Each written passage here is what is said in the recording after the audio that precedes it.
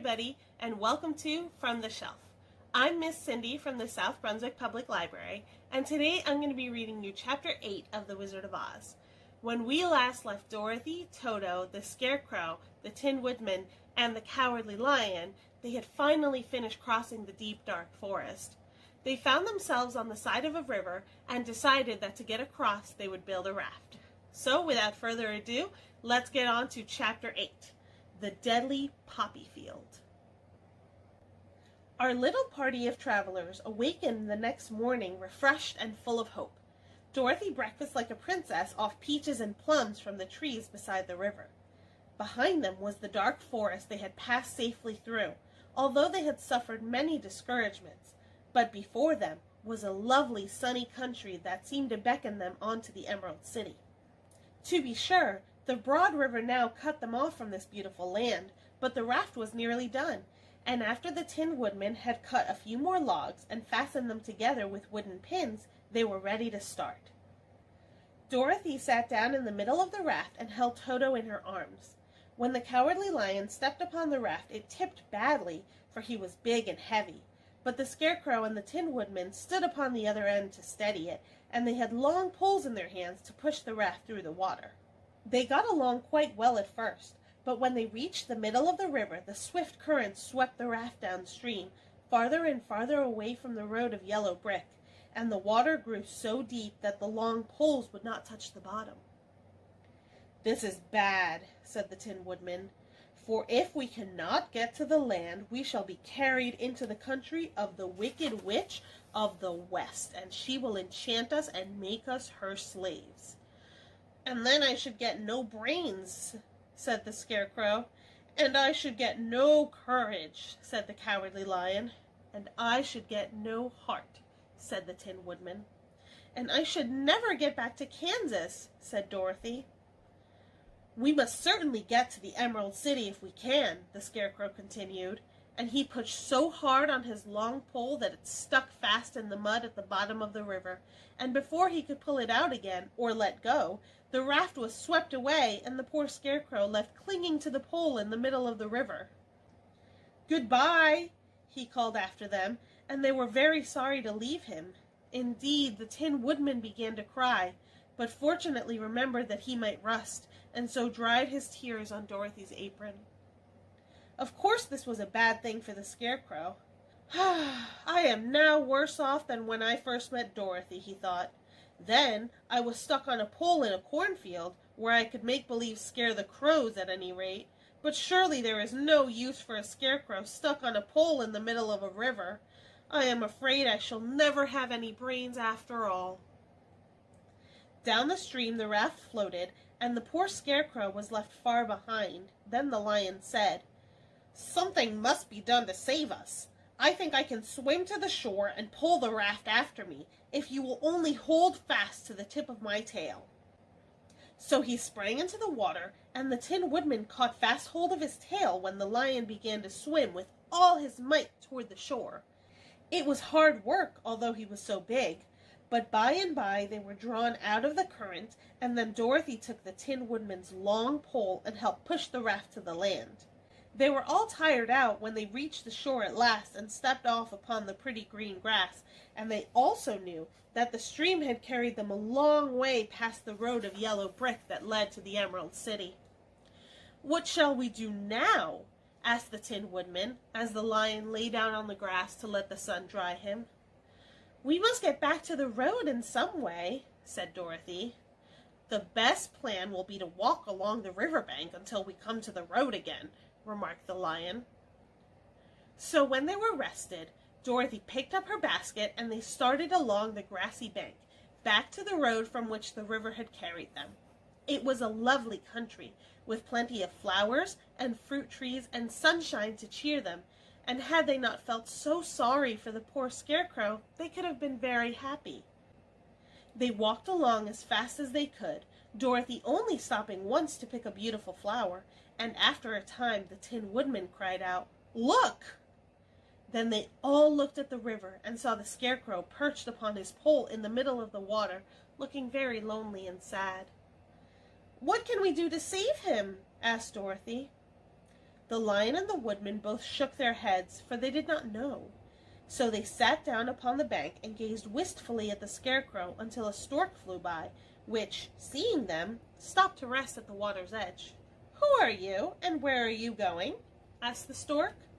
"I am Dorothy," answered the girl, "and these are my friends, the Tin Woodman and the Cowardly Lion, and we are going to the Emerald City." "This isn't the road," said the stork, as she twisted her long neck and looked sharply at the queer party. "I know it," returned Dorothy, "but we have lost the Scarecrow and are wondering how we shall get him again." "Where is he?" asked the stork. "Over there in the river," answered the girl. "If he wasn't so big and heavy, I would get him for you," remarked the stork. "He isn't heavy a bit," said Dorothy eagerly, "for he is stuffed with straw, and if you will bring him back to us, we shall thank you ever and ever so much." "Well, I'll try," said the stork, "but if I find he is too heavy to carry, I shall have to drop him in the river again." So the big bird flew into the air and over the water till she came to where the Scarecrow was perched upon his pole. Then the stork, with her great claws, grabbed the Scarecrow by the arm and carried him up into the air and back to the bank, where Dorothy and the Lion and the Tin Woodman and Toto were sitting. When the Scarecrow found himself among his friends, he was so happy that he hugged them all, even the Lion and Toto, and as they walked along he sang, "Told-a-ree-dee-o." At every step he felt so gay. "I was afraid I should have to stay in the river forever," he said, "but the kind stork saved me, and if I ever get any brains, I shall find the stork again and do it some kindness in return." "That's all right," said the stork, who was flying along beside them. "I always like to help anyone in trouble, but I must go now, for my babies are waiting in the nest for me. I hope you will find the Emerald City and that Oz will help you." "Thank you," replied Dorothy, and then the kind stork flew into the air and was soon out of sight. They walked along listening to the singing of the bright-colored birds and looking at the lovely flowers, which now became so thick that the ground was carpeted with them.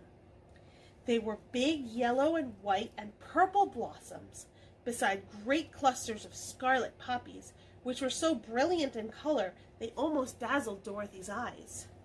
"Aren't they beautiful?" the girl asked, as she breathed in the spicy scent of the flowers. "I suppose so," said the Scarecrow. "When I have brains, I shall probably like them better." "If only I had a heart, I should love them," added the Tin Woodman. "I always did like flowers," said the Lion. "They seem so helpless and frail. But there are none in the forest so bright as these."